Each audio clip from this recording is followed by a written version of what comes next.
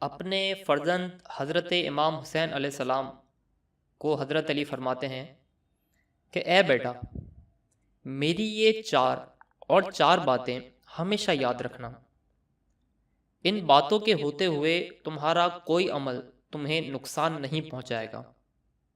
سب سے پہلی بات یہ کہ سب دولتوں کی دولت عقل ہے۔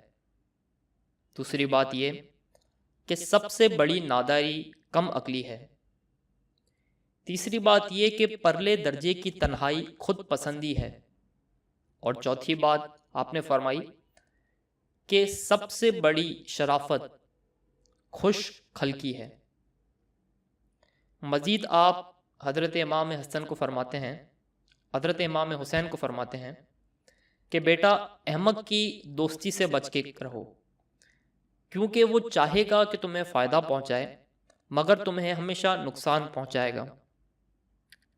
دوسرا یہ کہ بخیل کی دوستی سے پرہیز کرو، کیونکہ جب بھی تمہیں اس کی سخت ضرورت پڑے گی وہ تم سے دور بھاگے گا۔